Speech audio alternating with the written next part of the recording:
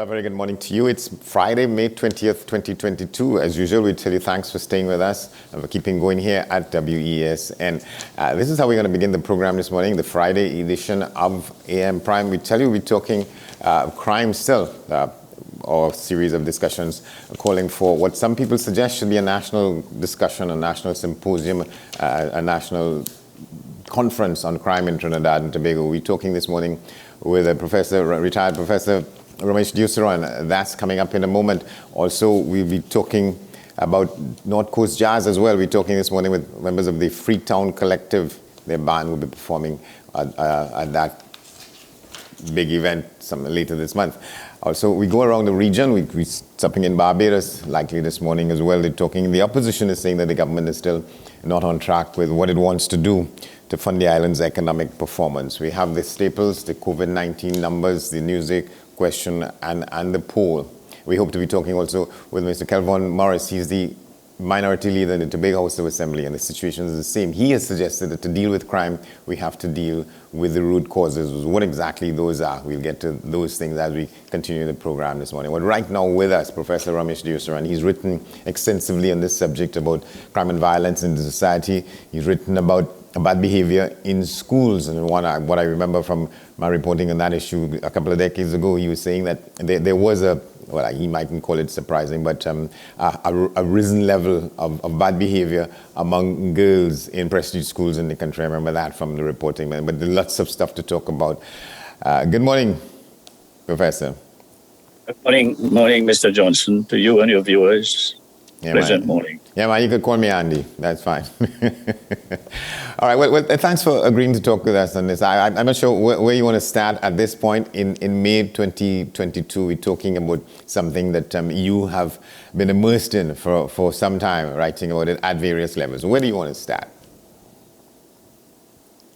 Well, as you indicated, the amount of information we have gathered over the years, you sometimes don't know where exactly to start, because for two reasons. One, you see the same issues, problems recurring time and time again with the same responses, and that lead us to nowhere. And this is what is happening now in the schools: violence, delinquency, the absenteeism of both children and teachers. And you also have the issues from the children homes, which are connected, because the children who are badly behaved or who are very errant in the formal schooling system, they likely fall back into these homes apart from being disbanded by their parents. So there are two issues here. One is, why so many children are being put in these homes? There are hundreds of them, if you look at all the homes collectively. So the question has to be asked, why? And what kind of programming can the government do to make a parent do what he or she is fundamentally and morally obliged to do: take care of your children? And I think that is where the big gap remains, because there's only so far a government, as a political entity, policy-making body, can enter into the homes of people. There are laws about privacy and a number of such related barriers. So, question of parental responsibility, to repeat what has been said also many times, has faltered in this country, apart from domestic violence and single women being left behind unskilled and so on. The question of children care in the home. You also have this in the schools. If in the formal setting in the schools, where you have an Education Act, where you have teachers being paid and possibly disciplined for not doing their job, if you have so many fallouts, failures, and such things in this formal schooling system, what more can we expect in these homes, which are relatively unsupervised, which are looser than in the formal school setting? So these are big questions that must be asked, and it leads us to the fundamental outcome now. Who is responsible? What is going to happen to those, especially in the children homes? And have we seen anything happening to them so as to prevent what happened allegedly in the report by Mr. Sabra produced in 1997, and more recently produced in December last year by the Judith Jones report, which said about the same thing that 1997 was said. And that proves my point about the recurring decimal aspect of our policy making and the problems that keep recurring all the time. But what it also does in a larger sense is to keep the society, not in a civil level, but very unsettled, quarrelsome. It's very bitter. And I think these are some of the downstream consequences, because rather than looking at the problem and trying to solve it collectively, given the system we have further divisions over the issue that should be clear enough to know what to do. So it's rather unfortunate, and I don't know if this time, since everybody is on the agenda now speaking and promising to do certain things, whether at this stage we'll all recoup our energies, our analysis, and our goodwill, and see how we could help these children in the first place. Because you see, another downstream, very serious consequence, and people are not speaking about this, but if you'll allow me, I can speak about it. Certainly, because go ahead. I've been to the prisons, especially in the remand yard, and a lot of these children in these homes who break away, they all don't stay. Even though when they leave,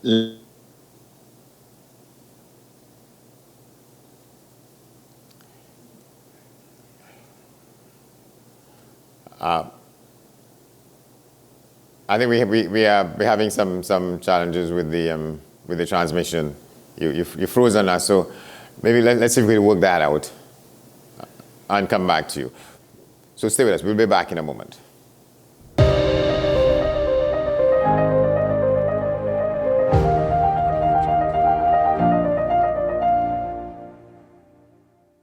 Want all the info on North Coast Jazz 2022? Get the all-new North Coast Jazz mobile app for Android and iOS devices. The #1 jazz event in the country returns for its 4th installment with 3 days of activities, May 27th to 29th. Download the app now and get all the info you need to get pumped and plan for the event. Ticket purchasing, event schedule, artist lineup, places to stay, places to eat, activities in the area, and more. Stay on top with all the latest updates with the all-new North Coast Jazz mobile app for Android and iOS devices. Developed by Wepaula. Download now. North Coast Jazz 2022 Festival Grounds Blanchisseuse, May 27th to 29th. Born here, played here. Change your fate. Start to win at life with $20,000 every month. Win $20,000 every month for 20 years with NLCB's newest game, Win for Life. 6 numbers from 28 plus the cash ball could make you win for life. You deserve a win. Play Win for Life today. Visit NLCBGames.com for details. Players must be 18 years and over. Please play responsibly. As a mother, convenience is a gift. With so many things to juggle every day, I need ease when doing business. Thanks to eyewearsolutions.com, I can order my contact lenses, solutions, and even sunglasses all on the go. Registering and ordering are easy. Plus, I get delivery right at my door or collect in-store if I choose. eyewearsolutions.com. Now that's convenience in a click. Visit eyewearsolutions.com today and enjoy 15% off your first purchase of contact lenses.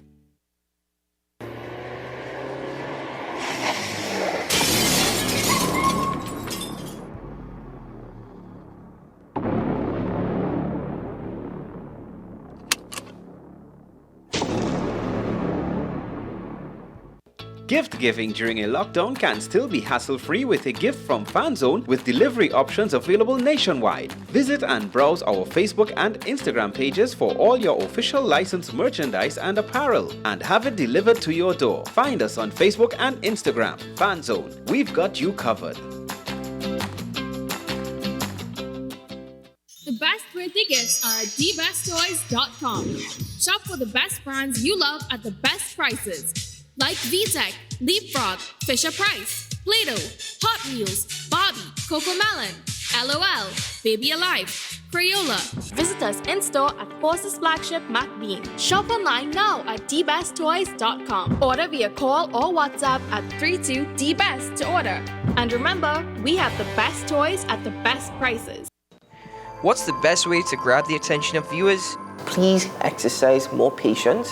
You have to be kidding me. Doing what we do best. I'll say at the very least it's a conspiracy of laziness against the people. Join me, Keaton Shaw. And me, Sean Michael Small, for Talking Point. Weekdays from 8 a.m. to 9:30 a.m. We go in-depth on the trending issues and engage the most controversial newsmakers as we get them to account to the people for their actions. You can't go to the government with nothing. You can't go to cabinet with an empty hand, with a wish. I'm glad that we're having this a sober, mature discussion. In the present situation, I expect a continuation of the chaos. Join us for the discussion, Mondays to Fridays, only on WESN, the content capital.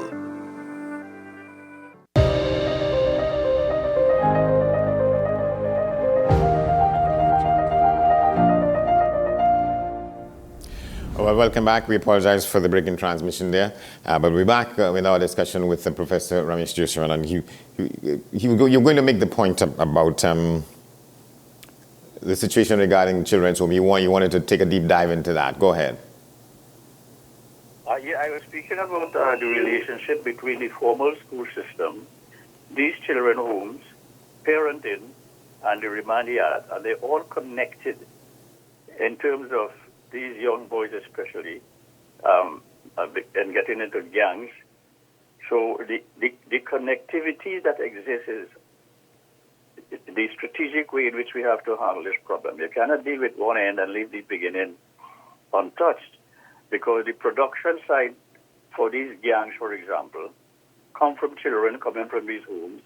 It's boys and girls who who fell out from the school system, and it keeps recurring all the time. And we see some of these in the prisons.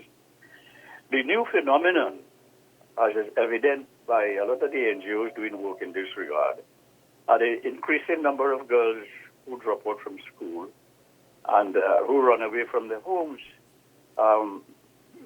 When we did our work together with other people and we spoke to the police tell us that a lot of parents bringing their girl children to the police station for attention, and these children are then put in homes, sometimes ordered by the court, which raises another issue.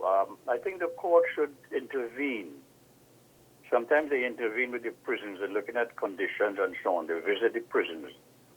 I think when the court send these children to homes, they should also have some supervisory role to play to see whether the conditions meet with the court orders. So we need the government and possibly the opposition to sit down and map out the way forward. And you could quarrel in Parliament, that's legitimate, but fundamentally in terms of reforming the system, map out a strategy how to deal with this pattern issue. When I say pattern, there's a lot of connectivity from one point, as I just said, to the other.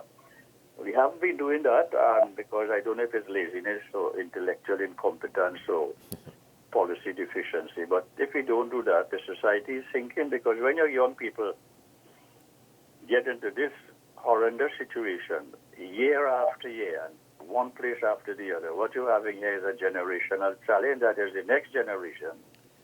Yeah, so that will not be better than this one, but will be worse than the present one. All right, so that takes us to the junction of this issue that has formed the sort of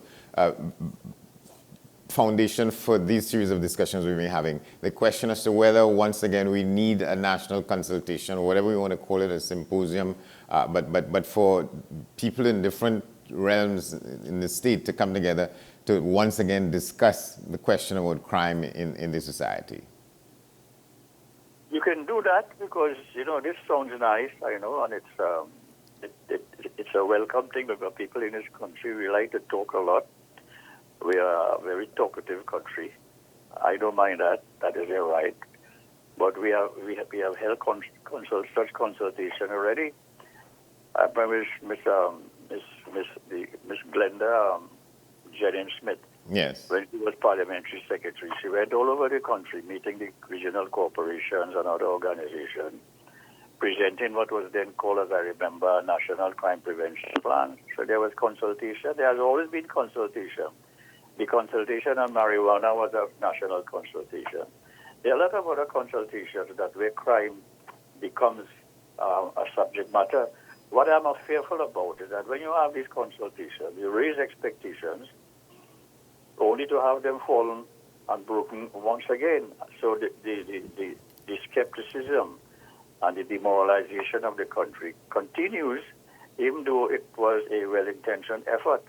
So what we need now, I am not too gung-ho on consultation again. We just using palliatives. It is a palliative. This is like therapy, which is all right. You let people come and talk, complain, and so on. But the question we need now is fundamental restructuring, reforms, accountability with consequences. So that will boost public morale. But they're not seeing anything. All we're hearing right now is a set of quarrel. The quarrel over whether you should close down some of these deficient schools, homes, or whether we should just rectify little pieces here and there and continue as business as usual. So we need courage, and I think a former minister said that we are a bunch of cowards. And in a sense, we are. We haven't taken the bull by the horns in a lot of respect, whether it's policing, whether it's these children homes, whether it's delinquency in the schools. And what they do, we put one layer of bureaucracy upon the other. We give a lot of people who are well comforted more jobs to do, and they are salaried, comfortable people who are looking after good, lower level, ground level issues. And they haven't really reached the issues really fundamentally. And the children homes reports signify what I'm saying quite significantly.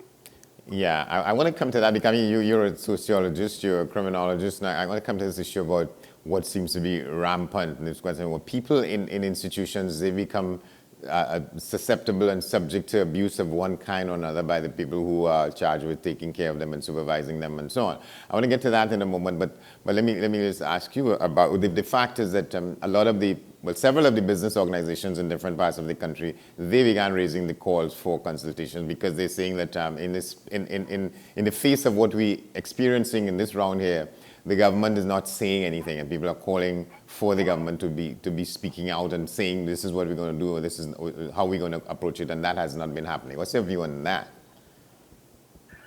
Well, the reason the government is talking, and they have a breathing space. They have created a breathing space.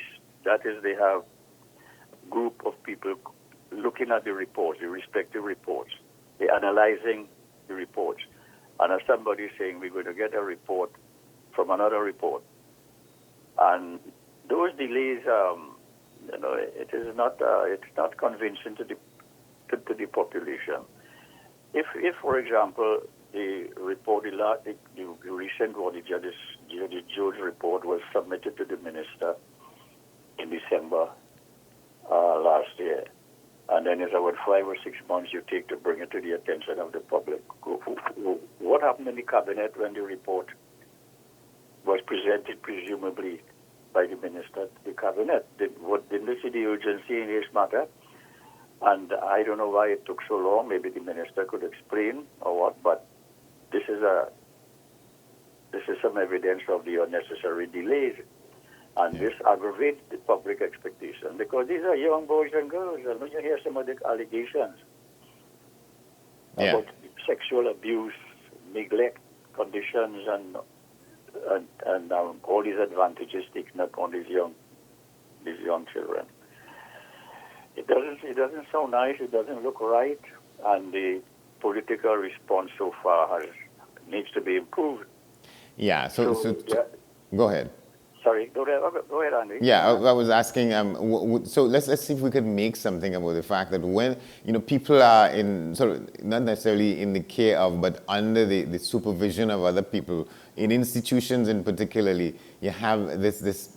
Well, it's one of the tendencies, almost endemic, that there are going to be abuses of one kind or another, whether in prisons, in these homes, in orphanages, and and so on. Where does that come from? They say power corrupts and absolute power corrupts absolutely. It's not only in politics. Once people have sort of what my grandmother used to say, once people have dominion over other people, there's this tendency to take advantage of that in different ways. And so is it surprising at all that we have these kinds of reports in this situation with homes, and you will have them in prisons, you'll have them anywhere, where in military organizations, in paramilitary organizations, in police service, once people are in a situation where they have to report to other people and they're under the jurisdiction of other people, advantage takes place.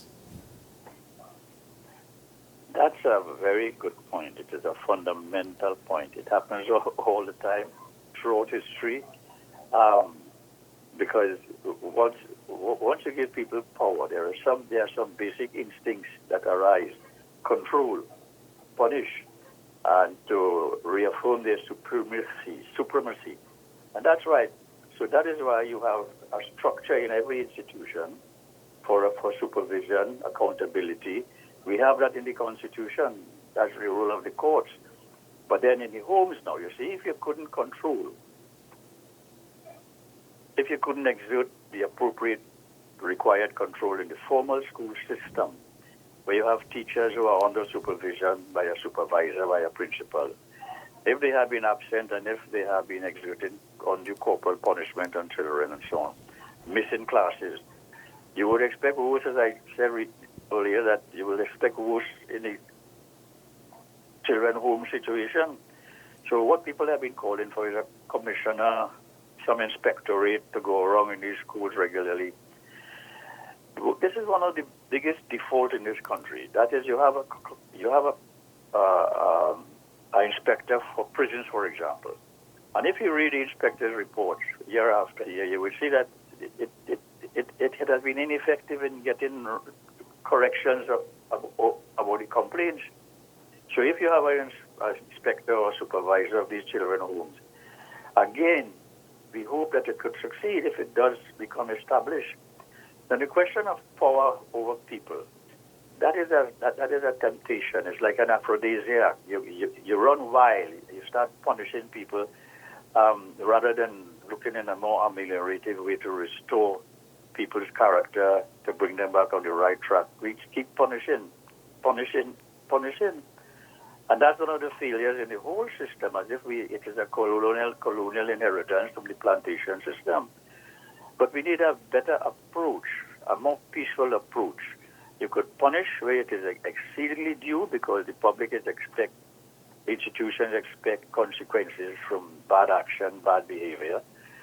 But we also need to look at the people who run these homes. Yeah. We just don't open our homes and pack children from all over the place and then be left unsupervised. You know, the government produces taxpayers' money, sometimes $100,000 a year, to some is $25,000 a month, and so on. But this is a taxpayer obligation too. Apart from the humanitarian issues inside the schools, there's a public policy issue that must be satisfied. Taxpayers' money must be used properly, because the inference is that taxpayers' money are being used to abuse these children. So the question you're raising is about the exercise of power in these places. That remains a fundamental issue to be tackled.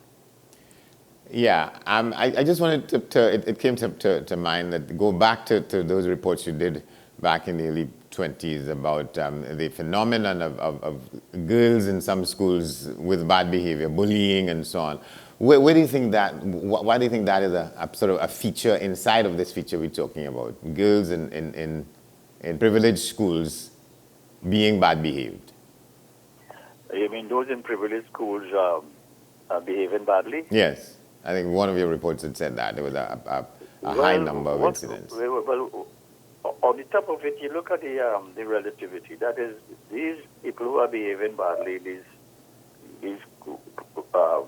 high-achieving schools, or we commonly call prestige schools, the numbers are relatively smaller than what you find in some government schools. And that is another challenge that we haven't been able to handle over the years. But it tells you what's happening, because you see, the children who go to prestige schools today are not the same children who went to prestige schools years ago. Yeah. you have a wider distribution, you have a wider sociological input. Some of them coming from even what you call broken homes, or homes that are not single-parent homes and so on. And you don't want to cast unnecessary blame on families of different types. But the question is that these children come from homes which do not have the required norms and restraint to behave well. So that is what a lot of people are saying. These schools now are becoming a clear reflection of the wider society, even in these prestige schools now.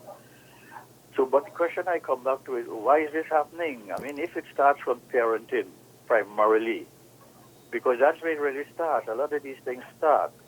It has been hoped, and it is still hopeful that the schools will do some remedial effort in bringing things back to mainstream, what you call normative behavior. But once it breaks down in the home, it's difficult to pull them back. I mean, all of us went to school. We had single mothers. We had homes that were not quite rich. But there was something in us that we call character. We had to say prayers morning and evening before we go to sleep in the evening. We know how to sit at the table. We know how to tell the neighbor good morning, good evening. The neighbor would look after us, and we respect the neighbors, and a lot of little things that made life more ameliorative, more normative, more disciplined.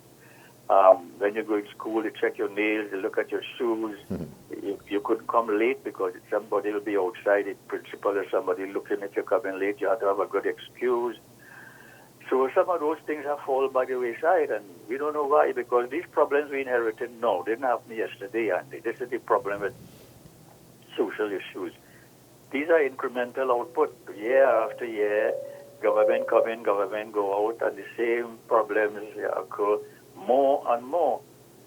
So we really in a whirlwind here because of the past mistakes and big gaps in public policy. So it's reaching the prestige schools now. It has reached already. Right. And the teachers, they will tell you that, we're having problems we never had before. Yeah, and there are two things coming out of that. And I want to take a break. And when we come back, some people are saying to the extent that we're going to sit down around any table or any set of tables to talk about what to do next and how we go forward, we have to commit to addressing the root causes. And I want to get from you, what do you consider to be the root causes of crime? What causes people some people at least, to get involved in criminal activity? And other people are saying that we have to fix the education system because that is what is driving a lot of people over the edge and off the cliff and so on. So we won't come back on those 2 points. But stay with us. Yeah. We'll be back in a moment.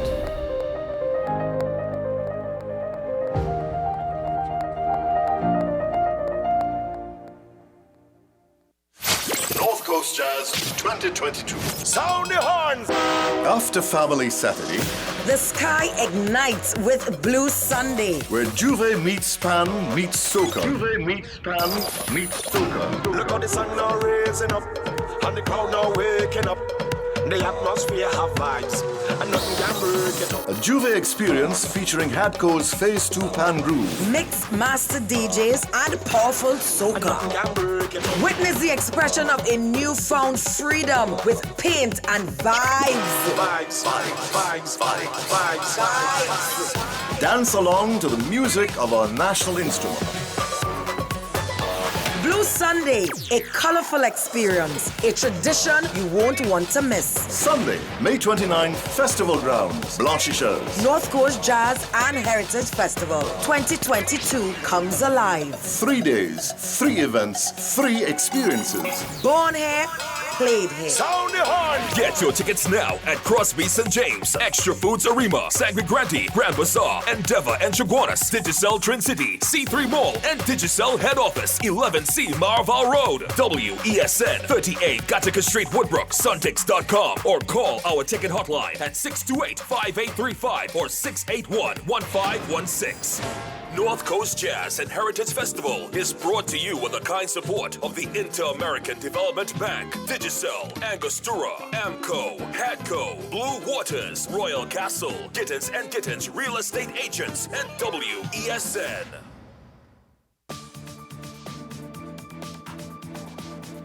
I am Rondell Donowa, attorney at law. and host of Strictly Legal on WESN Content Capital. Strictly Legal is a legal program geared towards informing you, the public, of your legal rights, responsibilities, and remedies. So be viewing Thursdays 10 a.m. to 10:30 a.m. Join me, Sule A. Joseph, as I delve into the day-to-day psychological issues plaguing our society. We will discuss behaviors that encompass the biological influences, social pressures, and environmental factors that affect how you think, act, and feel. Psyched. Thursdays at 11 a.m. only on WESN Content Capital.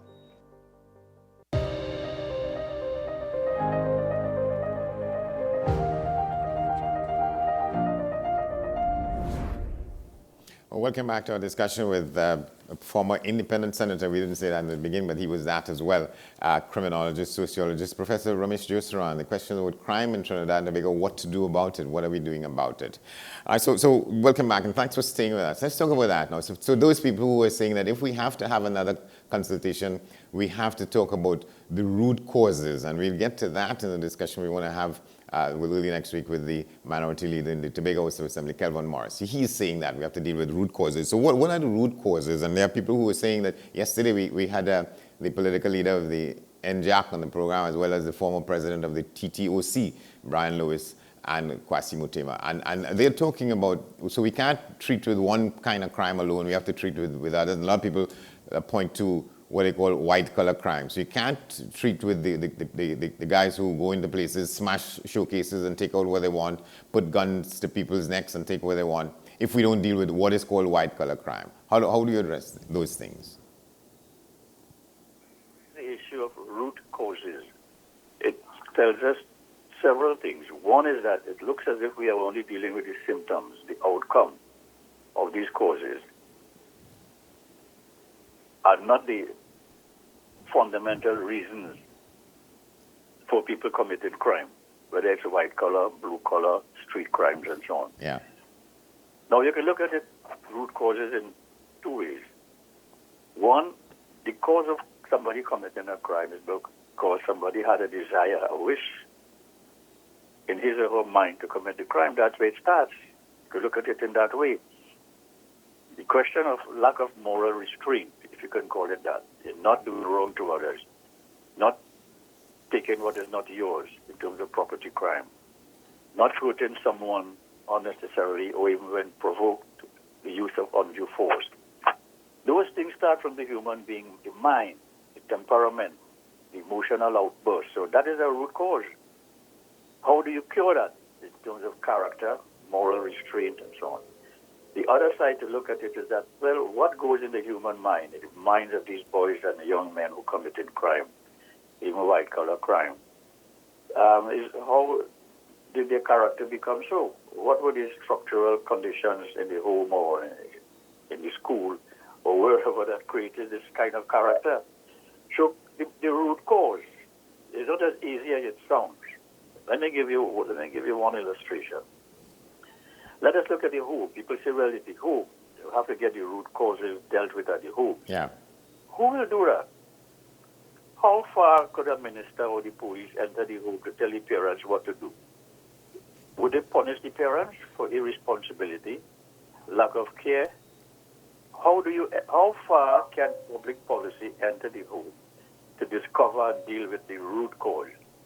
So root causes are linked to what we call the democratic society. People have freedoms. They also have responsibilities, which are not being properly exercised in terms of balance.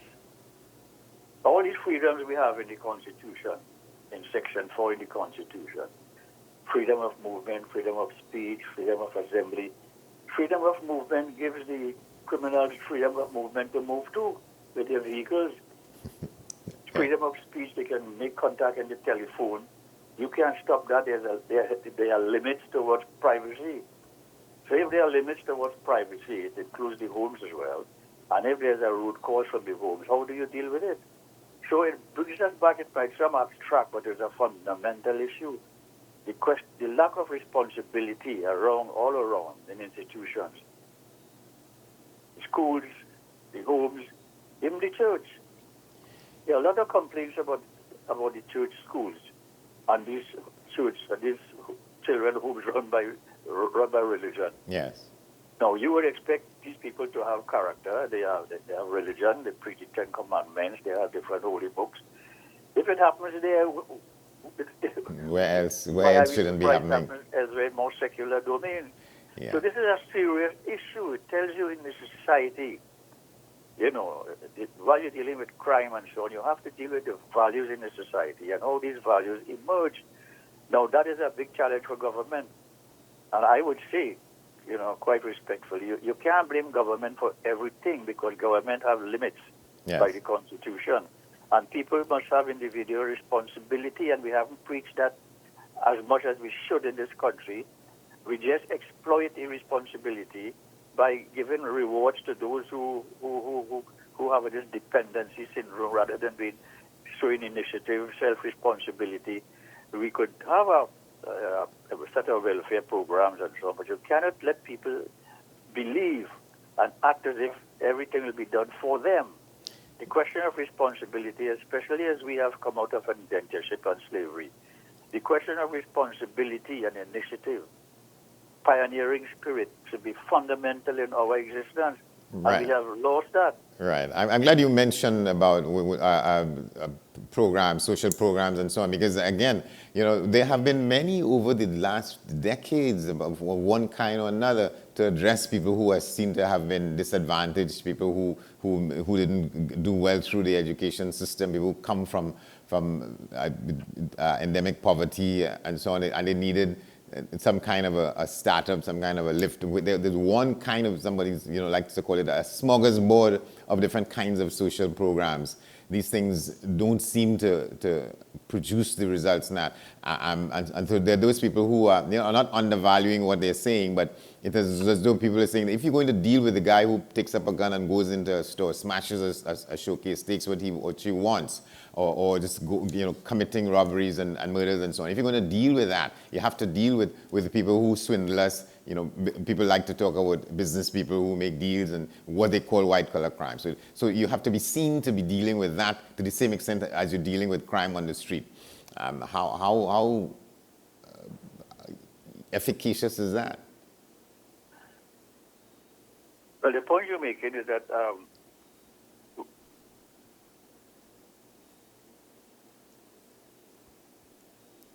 Hello? Yeah. When you speak about root causes, drawing from what you just said, root causes for white-collar crime could be quite different from root causes, if you call them so, for street crime or drug trafficking, yes, human trafficking. So root causes cannot be a generic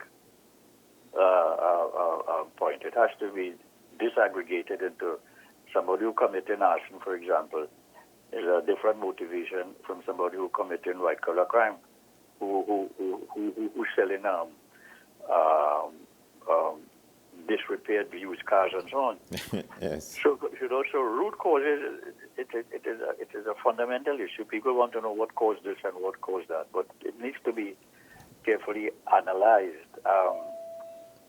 What we're missing also in the analysis, and sometimes we do go overboard, there are a lot of people who come from homes that are not what you would call, two-parent homes. These homes are not well enriched and so on. Call them poor homes, from single mother homes, and these children grow up to be quite doing well. Quite respectable. Positive thinking. There are a lot of them. A large percentage of them we have found. But what creates the drama and the sensationalism is those groups of young people who commit these crimes in schools. We have done research in the schools in delinquency and violence, and every time we do a study, we find out it is only as much as less than 10% or around 10%. Every time we do the analysis, it's a 10% phenomenon of delinquent and violent children, not 100%. So the other 90%, really, we form them generally well-behaved and so on. We look at people smoking, cursing, drinking, all those delinquent acts we measured when we found it. Year after year, we did a study. I don't know if more recently that figure might have changed, but I was quite impressed with the percentage year after year 10%. So we have to also look at it 90%. And more precisely, if you want root causes now in a management sense, look at what these prestige schools are doing in terms of management, teacher performance, parenting cooperation with the teachers. Look at those fundamental criteria and see whether you can apply them in the schools that are underachieving. Yeah. We haven't done that, you see. Yeah. We haven't done the homework. I think we have become very lazy in many respects. Yeah, I'm glad you raised the education issue because, again, there are those people who are saying to fix the problem, we have to fix the education system. We have to change it. What's your view on that? Change the education system? Yeah, it's too much. It's too competitive. The model we follow not suitable to our states of development and so on. The emphasis on competition. Well, the competition will always be there. Unfortunately, perhaps, living in a society, a democratic society, is a competitive challenge. It has to be. Whether you're looking at the issues in secondary schools, some government schools are against prestige schools. But even though you get an SCA pass, you have to still face university entry. Not everybody gets in. There's a relatively small percentage that gets in. It is competitive up there too. Yes. Even when you get to university afterwards, it's competition to get jobs. The kind of jobs you would like, you would not necessarily get it. It's competition. Even when you go inside the workforce, there's competition by your staff reports. You have to perform well because other people are there who might be promoted before you. So life is a stream of competition from one level to the other. What we have to do, and this is where the social class difference comes in, upper and middle class homes train their children to be competitive, relatively speaking. They do so directly and indirectly. They do so directly by telling them how to behave, checking on their homework. They do so indirectly by having around them role models. The uncle is a pilot, the aunt is a lawyer, in the family. So you have role models, indirect socialization, and you have direct socialization to struggle in the competition. And I'm afraid that the lower classes don't have time for that. They are poor, they are busy, parent is busy, and make a living. So this is where the social class differentiation enters. Yeah. But life, you cannot escape from competition. I have always said, we have to train these youngsters, especially from single parent and relatively poor homes, how to compete. Yeah, so what do you make of those people who say, well, the people point us to, you remember this lady, Camille Swap, she used to be on the radio back in decades ago, advocating that we move to the system of education in places like Norway and Sweden, these Nordic countries, that where the program is flat, but you don't have people competing and some people falling out the system, and they're saying that, those who fall out of the system, who can't compete, who can't cope with what our education system is. I imagine it's the same education system across the Caribbean. And those are the people who become prey to dropping out and finding other means by which to survive. And those are the people who are more susceptible to getting into this life of crime. And so the education system has to take that into consideration. That has been an issue on the agenda for a very long time. How to create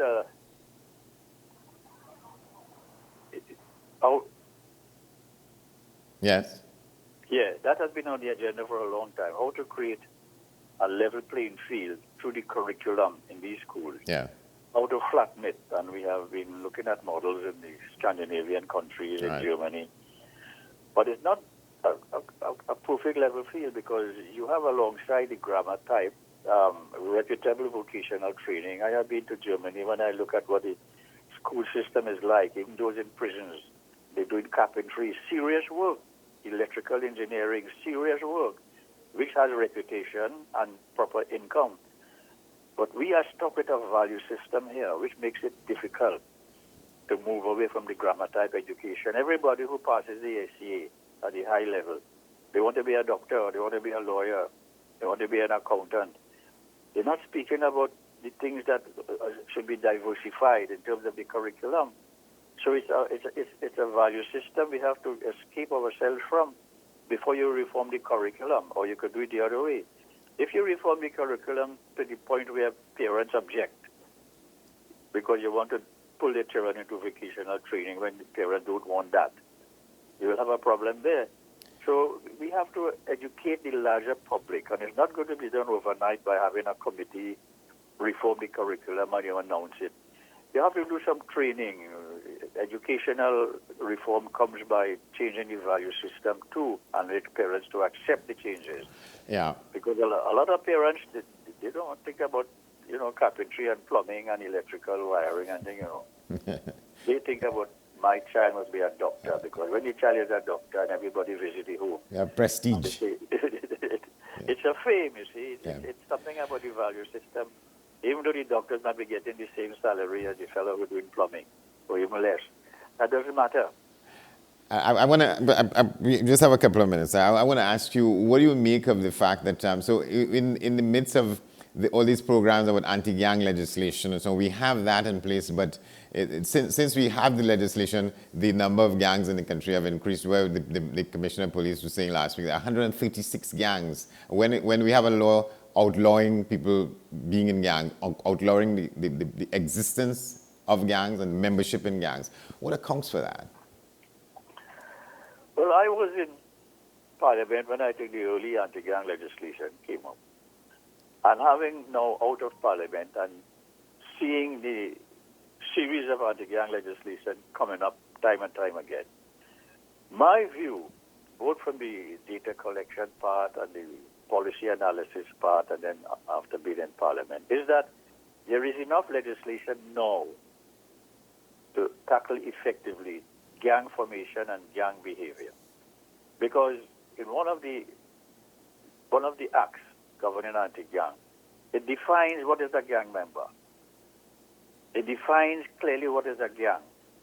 And therefore, I'm surprised at all the intelligence apparatus we have and the intelligence network we have been having in terms of interception and so on. I'm still surprised that gangs have been allowed to flourish without the effective charges being done and prosecution and so on, because it defines what is a gang member. Yes. So when the police tell you, well, a known gang member was held, or he was a known gang member, when you use the word known gang member, that is in the legislation. Precisely. When you are known, you are subject to investigation and charges. Precisely. And you had a minister saying, well, gang members now, gang leaders now driving around in convoy, and you have gang leaders who have masters in international relations and so on. If we know these things, how are we not addressing them? Well, that's happening. But yeah, that's happening, and it'll get worse. But you cannot come now and ask for more and more draconian legislation when the legislation you have had has not been properly implemented, which could have been and should have been implemented. So you have to account for what hasn't been done before you ask for more. And that is where I stand. I would like to see a more robust approach to gang formation, dealing with gang formation and gangsterism. And, the question of intelligence gathering should be improved significantly, and people inside SSA and so on, they should start producing more effective results. And another issue we haven't been talking about, really, which is a fundamental issue in terms of police prosecution and discovery of evidence and so on, is the Director of Public Prosecution. Nobody complaining and raising a big voice about his short staff in the DPP office. Yes. The gentleman has about half of his staff depleted. What is required? We want effective prosecution in terms of getting evidence further from police reports. Yeah. Effectively applied when you have this kind of situation. All right, Professor Ramesh Jyotiram, we want to thank you very much for your time, profusely. Thank you for your contribution. Okay, Andy, thank you very much. Bye-bye. You're very welcome. Well, we go directly to the news at 7. We continue on the other side. There's much more. We're going to tell you about the numbers. We'll tell you other things when we get across on there. But right now we go to the news. This is AM Prime. Stay with us.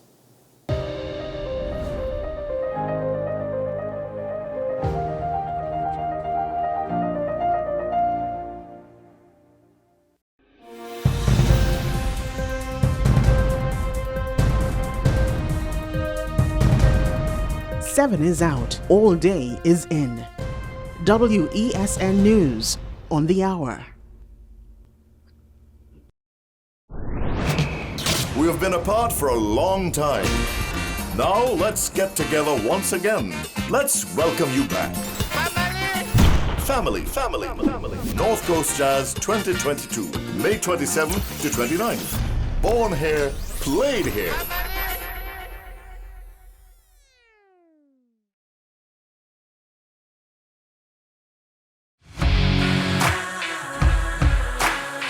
Every day, we communicate through stories. Stories of ourselves, our challenges, our goals, our experiences, and our aspirations.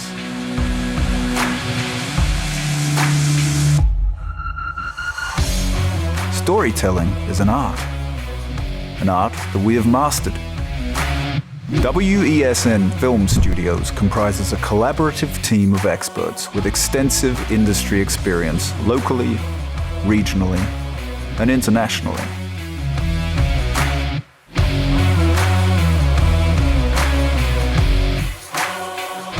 The ability of your business to successfully communicate with your preferred audience depends on the strength of the stories you tell. Your vision should be communicated in a high-quality, professional, and creative way.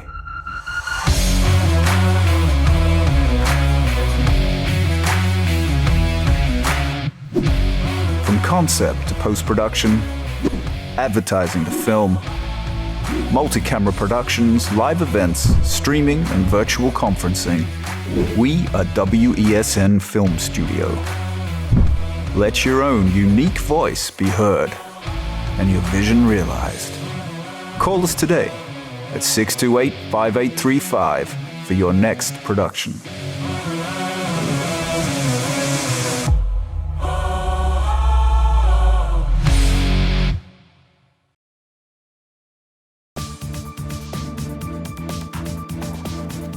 I am Rondell Donowa, attorney at law and host of Strictly Legal on WESN Content Capital. Strictly Legal is a legal program geared towards informing you, the public, of your legal rights, responsibilities, and remedies. So be viewing Thursdays 10 a.m. to 10:30 a.m.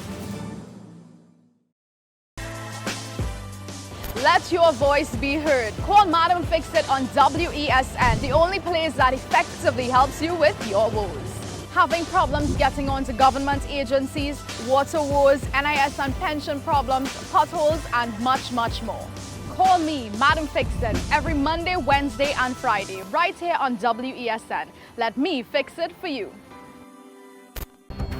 The issue, the continued rise in the price of flour and its impact on the cost of living in Trinidad and Tobago. How should we go about it? I want to ask you, what has been revealed to you about the state of vulnerability in the country because of this exercise and because of what we're going through? Is the government losing the war on the vaccine front? The discussion should revolve around the common good for the greatest number of people in Trinidad and Tobago. How do we inculcate a sense of respect and regard for people who may not be of your own political ilk or persuasion? The communities are now being used by political opportunists. So when the tables are turned, it's the same way. Okay, this has been 10 Questions. I'm Andy Johnson, and we'll see you next time. In this season, we talk more about health, wellness, and everything in between. I am so excited to share with you everything about health and wellness so that you can design the life that you've always dreamed of. Join me here on What's Up Doc. What's Up Doc? Tuesdays and Thursdays here on WESN Content Capital. What's the best way to grab the attention of viewers? Please exercise more patience. You have to be kidding me. Doing what we do best. I'll say at the very least it's a conspiracy of laziness against the people. Join me, Keaton Shaw. And me, Sean Michael Small, for Talking Point weekdays from 8 a.m. to 9:30 a.m. We go in depth on the trending issues and engage the most controversial newsmakers as we get them to account to the people for their actions. You can't go to the government with nothing. You can't go to cabinet with an empty hand, with a wish. I'm glad that we're having this a sober, mature discussion. In the present situation, I expect a continuation of the chaos. Join us for the discussion, Mondays to Fridays, only on WESN, the content capital. A three-day event. Big Screen Friday, Jazz Family Saturday, Sunday Blues. Family. A tribute to Lord Nelson. North Coast Jazz, May 27 to 29. Born here, played here. A reminder from WESN. We urge you to protect yourself and others from the spread of COVID-19. Stay safe by taking some simple precautions. Clean your hands often. Use soap and water or an alcohol-based hand rub. Maintain a safe distance from anyone who is coughing or sneezing. Wear a mask. Don't touch your eyes, nose or mouth. Cover your nose and mouth with your bent elbow or a tissue when you cough or sneeze. Stay at home. If you have a fever, cough and difficulty breathing, seek medical attention. Following the above can help us all to help each other.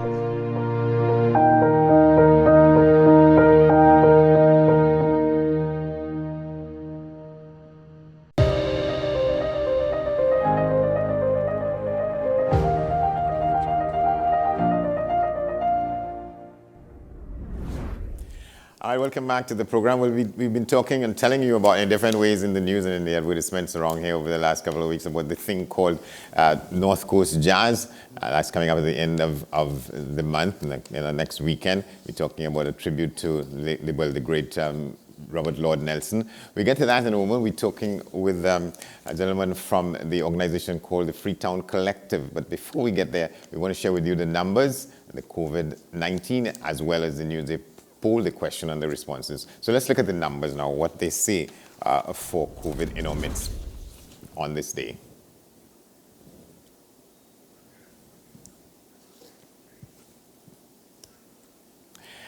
All right, so the totally recovered patients, 143,789. Total active positive cases, 9,265. The death toll to this point, 3,886. The total positive cases since we began the counting on March 12, 2020 to yesterday, 156,940. And the new positive cases reported in the last 24 hours, 613.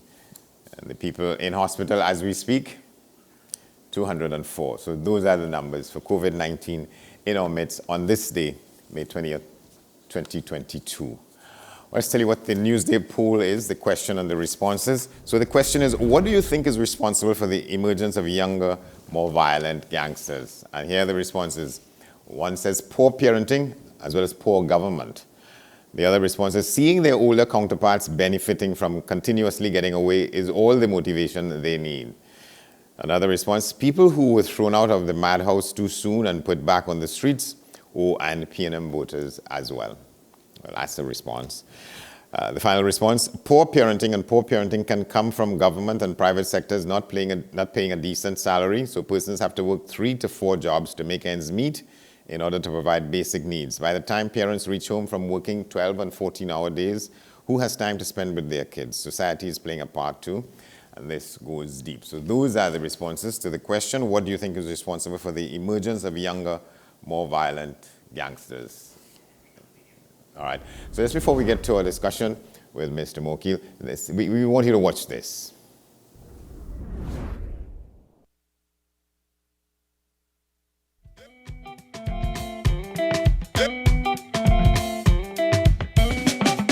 Sugar, honey, sweet water, yellow, blue, queen, daughter, mama, sister, friend, lover. Oh, Mrs. Cassandra. Mrs. Cassandra, act like a sauna, just like a mama, feed me papaya. Oshuna know ya, she no push over. You should know better if you come in here. How your skin glow, watermelon. How your bright so, how are you thinking? You make my heart go ting ting ting ting. Oh yeah, oh yeah. You say you love me, mama, you. My one and only mama, you. But come and hold me, mama, you. Oh oh oh. What should I know ya, mama, you. Mama, you must mama, you. Can't get over, mama, you. Oh oh oh. Sugar, honey, sweet water, yellow, blue, queen, daughter, mama, sister, friend, lover. Oh, Mrs. Cassandra, Mrs. Cassandra, act like a sauna, just like a mama, feed me papaya. Oh, Shuna know ya, she no push over. You should know better if you come in here. How your skin glow, watermelon. How you bright so, how are you thinking? You make my heart go ting ting ting ting. Oh yeah, oh yeah. You say you love me, mama, you. My one and only mama, you. But come and hold me, mama, you. Oh, oh, oh. What should I... All right, so that and more awaits you over that weekend to come up. North Coast Jazz 2022, the current version. And as we say, it's dedicated to the life and work of Robert Lord Nelson. To talk with us about that in this segment this morning, Mr. Mohamed Mwakil, one of the members of this group called the Freetown Collective. Good to see you, sir. Morning, thank you. Good to be here. Yeah, well, let's talk first about how did the name come out, Freetown Collective? My sort of elementary understanding of that term, there was a part in Trinidad that used to be called Freetown. Yeah. I imagine that is a connection there. That was Belmont, right? Belmont. In the mid-1800s, a group of Africans came over here from West Africa. They were Yoruba people. And they were not slaves. They came with contracts. They were indentured laborers. Yeah. No one had ever told me this history until I was in my 20s. And when they came, they bought a parcel of land that stretched from Picton all the way over the hill into Gonzales, down into Belmont. Yeah. And that's a lot of land. And that whole thing there was called Freetown. And it was known that they would buy people's freedom and people would work in Freetown and pay them back. And there's a huge legacy that I didn't know until I was in my mid-20s, you know. And when I found out, it was almost in disbelief. Like, how could I miss this part of my history? And then when I looked around the neighborhood, I said to myself, this couldn't be what my ancestors intended. No way. And I thought, well, how can I make an impact? How can I try to live what they clearly tried to put into the world? And I said, I have to start with myself first. You know, am I living up to that? And I tried my best, and I am still trying. And then I found someone else who felt the same way, who is my brother in Freetown. And the idea is that the music that we make, for everyone who listens to it, becomes a Freetown in and of themselves, so that everyone that they meet, they can also free and create another person. So we don't have to be present forever for it to exist. Right, and that's a very vital point. We don't have to be present forever for it to exist. And what sustains that kind of thinking and sustains the idea that you all have? Yeah, so apart from just making music, and it can't just to making music because music is so powerful, but apart from music, we also, we have a company that we formed that assists corporate brands in channeling their social corporate responsibility, their corporate social responsibility, to give them novel ideas as to how to use that money that they would use for that. You know, we kind of got tired of seeing the same things over and over again, and it kind of felt as though corporate social responsibility was just this thing to be disbursed, when there are really novel ways to help with economic empowerment in the different communities. So as a part of our philosophy, we also engage in that kind of work. Yeah, I'm glad you make that point, because I've been trying to interrogate it myself in some ways when people talk about, you know, putting this emphasis on corporate social responsibility, CSR. Mm-hmm. Sort of, I was hearing a man talking the other day about sometimes we have these things we tick off in a box, you know. Yeah. He was talking about empathy. So there are some things you must do or be seen to be doing to be empathetic, but these are just, you know, sort of categories and you tick off in a box, but it doesn't really get to the substance of it. A lot of people come on to this thing about corporate social responsibility, but it's a formula. Yeah, and I could empathize with that, right? Yeah. Like, I can understand that a corporate entity wants to be seen in a certain light. That's great, no problem. I think the issue arises, and this happens in many different areas, where not enough thought and not just thought, but revolutionary thought is given to the way in which we do these things, because times are changing, and it's not as simple as going into a community now and building a playground, or giving out some hampers in a community and thinking that's enough. You have to support people in a genuine way. I mean, I'm thinking about the question you just asked about gang violence and whatever. If you want these things to stop, you have to dig for the root, where the rot is, and dig it out, and then place something better there. Yeah, all right. Yeah. So you were paying attention to Of course. Yeah. Sure. Because that's a substantive issue. A lot of people talk about, well, you have to get to the root of it, with the root causes, but sometimes these things are elusive. Well, of course, that's what roots do. Yeah. By their nature, right? They burrow into places that you're not just going to go on a normal basis, right? That is the nature of a root. So it is no surprise that a root should be elusive. Yeah. But if you want to find where the thing comes from, then you look for that. Yeah, let's come back to the second word in the name of the organization, collective. There's a reason for that. Absolutely, because we know we can't do it alone. Nothing great has ever been achieved alone. Even though we exalt great men and we exalt great people and great men and women and great organizations, nothing that has been achieved in this world that is great has ever been done by any one single person. Even if you look at something like an Olympic runner, you might say, well, he's running alone. No, he's not running alone. There was someone who, when he was 6 years old, believed in him and said you could do something with your life. And then there was a coach and another coach and a nutritionist and a publicist and a this and a that and the person who made his shoes and everything. And every single ancestor who lent them his genes, who lent him their genes until you have Usain Bolt and Ato Boldon and. Right. And you find out that those persons had motivators, whether it's in people or in things, aspirations that they had, they worked on. Yeah, we do not do this alone, and it's a tough lesson to learn in a capitalist society at times where, everything from the time we were young was being pushed on us, carbs in our barrel mentality. You have to get an A, it's about you, it's about you, and the severe individualism that puts so much pressure on the individual when the individual cannot do it alone. Yeah, so you want to talk a little bit about where do you think the idea for forming that community that came to be known as Freetown, what happened with it? Where is it now such that there are a lot of people who have lost their pride in Belmont, in where they grew up and so on. It's for a lot of people, it's not the place that they knew, and they have difficulty coming to terms with that. Yeah, we, other than Guyana and Trinidad and now Barbados, is headed in that direction. There are not many republics in the Caribbean. The Queen's face is still on the EC, and that's major. But a lot of us won't see it that way. Why? Because we don't know our history. And Belmont means what? It means beautiful hill. And somebody just saw the place and they had no idea of what it meant to us, and they renamed it. And we accepted that, and the history was wiped away and never taught to children in school. It still isn't being taught, and how much more of it isn't being taught. So how can you blame someone if they don't know what a guava is? If from the time they were born, you were telling them that guava that's actually an apple, until an older person came and said, well, no, it's a guava, and the leaves are good for this. And we used to make slingshot with the tree itself and all these different things. We can't know what we don't know.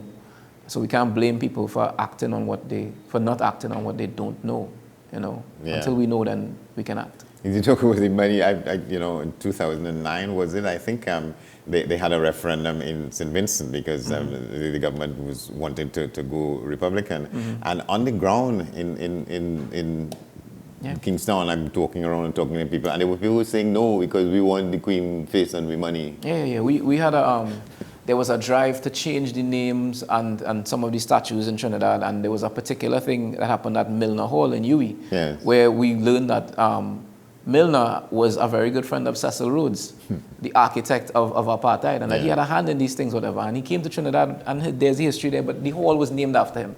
And we went there. I went with some people who were really adamant about changing the name to speak to these students, and I thought in myself, well, of course they're going to want to change the name once they find out this man is a racist. No, because they said that they identified with the name Milner, and now if they change it, the history of it changes. Legacy will, And I was baffled, but I'm seeing another kind of generation coming up, and I'm very glad to be alive and to still be young to witness this generation as coming, because I think that they're going to do some amazing things. Well, it's very, the term for innovating what this discussion is. So because what you're saying is that a lot of people despair when we go through a period of activism and consciousness raising, consciousness having risen and so on, and then we come back around where things went back to what they were before. But there seems to be, as you say. No, we're here again. Yeah. We're here again. The 5D generation, the energy is rising. We're here. So how does your music then keep faith with the vision of the organization called Freetown Collective? Yeah, so the music is meant to inspire, but at the same time, not to be so heavy that in its attempt to inspire, it just kind of deflates. It turns people off, because I think sometimes people think that music should do what they want it to do, and with many other things. So when you're approaching an art form like music, you kind of have to allow it to flow and observe what it does to people and what it doesn't do to people. And, you have to be malleable yourself and not to be too rigid in your own philosophy. So we create dance music, we create love music, we create, in essence, overall, we create life music. And we want to inspire people to live better lives, but we also at times just want to make them laugh. We just want to make them dance. We want to make them smile. We want to make them remember their loved ones. We make music for people to live by. Because all these things are elements of how a life should be. Yeah, yes, exactly. And I think the artist has to pay attention to that. A normal human being, they go to sleep at night with some worries in their heart and in their mind. They wake up in the morning with those same things. They see their family, they feel inspired, they go out, they work. They go through a day, they go through a whole range of emotions, and we pay attention to that. And we want to be able to provide them the soundtrack to inspire them at every single stage of that. If someone has died, we have music for that. If someone is born, we have music for that. If somebody wants to forget their troubles, we have music for that. If someone wants to remember them, music for that too. Yeah. All right, so let's put that together to talk about what people can expect next weekend from you. So North Coast Jazz, we are not primarily a jazz band, but we just did Dominica Jazz, and it's been interesting preparing for these types of festivals.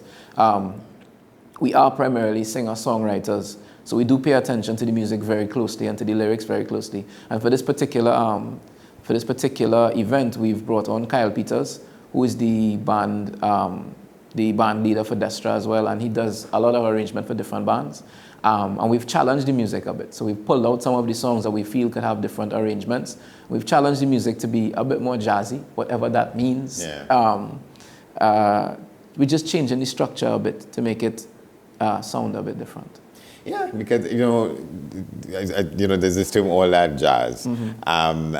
It doesn't mean what people, some people, there are different categories of jazz. And people talk about straight ahead, mm-hmm.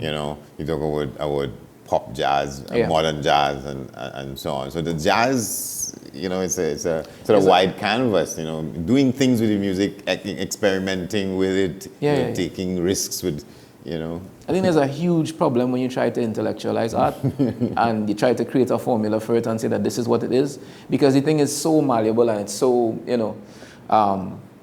mercurial. It moves and it does that in order to. It does that with the times that change. It shifts itself, and you have to allow for that. So with us, we've been rehearsing the last 2 nights straight, so tired.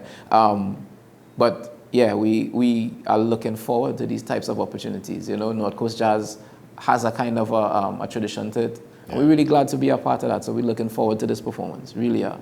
Yeah, and so you'll present a kind of music that will fit into, as you say, the environment there, because it lends itself to. Yeah. I mean, and again, it's just a space in which we could talk to our own people, So whatever language we need to speak in order for them to grasp what we have to say, we will do that. Which is not to say that we're going to perform a heavy jazz set in the way that anybody else will, but we will show up as ourselves and give our best. Yeah, because like I said, there's Miles Davis kind of jazz, there's Coltrane, but there's also, smooth jazz, as people say. Yeah, we're definitely not smooth, so we're definitely not that. But then there are youngsters, there are people like, there's a guy called Theo Croker on Instagram that I follow. Amazing jazz musician, but if you call him a jazz musician, he might be offended because his thing is that jazz is dead, but it's just an interesting space to be, to even have these types of conversations, to have your music challenged, to have yourself challenged in this kind of space, And one thing I know, it will be a good time. It will be good energy, and we will bring what we always bring. Yeah, and so it lends itself to the festival itself, trying to get different kinds of audiences who have different appreciations. Yeah, and absolutely. So on. You have to be open to widen our palette, man. Yeah. And you all will be required, I think from what I see in the advertisements, everybody will have to do a couple of numbers from Lord Nelson. We have to do one song from Lord Nelson. And we are doing, a lot of people don't know that he sang songs of the Orishas. He sang Orisha chants as well. So we're doing one called Shango. He has a song called Shango. And it's about him having a vision of Africa and it being revealed to him in this vision that, he is of the Yoruba people and that is where his power lies. So, in the vision, he sees himself floating and he ends up over this crowd of people and they're chanting and he goes down and the priest shakes his hand and tells him, welcome to Yoruba land. And, so a lot of his more famous songs don't have that in it, but he does have that tradition in his music and so we can waken it up. Yeah, so you had to go and find out about him, you'll do some research? Well, the thing is we are connoisseurs of the culture, so that when we like someone or when there's an elder, we kind of look deeper into them. And it's been a while that we know this. So when the opportunity came up, we looked through a few of the things and we just felt like this is uncommon. This is something people might know. So at the same time, taking the opportunity to educate a little bit, but also the song is just a good song. It's a lot of energy, Yeah, and he's been a phenomenal performer. Some of the music he's put out, he sang calypsos about quarrels among people, issues, love issues, and so on. I mean, he has some of the greatest songs that we have in our culture. So to honor him is an honor. Yeah, and so to what extent you see this festival? It has already sort of found its place in the calendar of events in Trinidad. I think a lot of these festivals that have been around for a long time, they now have to take their place among the younger generation. And it is up to people like us who are a kind of a bridge to offer opportunities for the generation that is throwing these events to understand how they can attract a generation like that. Because I want to look out on that crowd and see the 20-somethings. I want to look out on that crowd and see the teenagers as well.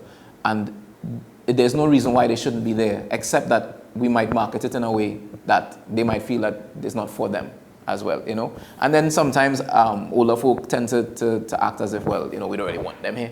Yeah. And I feel like we could break those borders very easily by creating spaces that have a kind of a duality where the younger ones learn about the older things and the older ones learn about the younger things. And I think in that way we will create more and more beautiful spaces. So I look forward to what North Coast Jazz is now and what North Coast Jazz will become, because of people like John Gill at the head of it and organizing and that kind of stuff, I have no doubt that it will continue to evolve and become greater and greater. Yeah, and you talk, one thinks about how does an organization such as this evolve, and do you all have discussions about, so you're going to a phase where, so you're sort of mirroring where you are in life, where your music has been, and how you stay relevant to which audience and that kind of things. Always, you have to think about it. I mean, even yourself as a journalist, right? The journalistic styles and styles of questioning have changed over the years, and styles of dress, the way, all these different things, and you never want to get caught behind, not simply because you're following fashion trends, but because you want your audience to relate to you so that you can reach them in the best way possible. You don't want a thing to die because it treasures history more than it treasures the present or the future. Yeah. All right, so which are the nights you're performing? Performing on Saturday. Saturday, yes. That's a big night. Really looking forward to this, yes. All right, Mohamed Wakil, Freetown Collective, one of the groups performing at this year's North Coast Jazz. Thank you very much. Thank you. Well, that will do it for us for today and for this week. That's AM Prime. We want to thank you always for watching and for staying with us. We could tell you that at 8 o'clock, you get the news at the top of the hour, the next newscast, followed by today's edition of Talking Point with Shah and Small. At 10 o'clock, I'll be back with this week's program, 10 questions. My guest will be Dr. Renee Cummings, criminologist and sociologist. We're continuing to talk about the crime situation in Trinidad and Tobago, the calls to fix it, whether we should have more consultations or not, and how do we get to the root causes of it. And these and other matters. But for now, I'm Andy Johnson. Thanks for watching, and stay with us.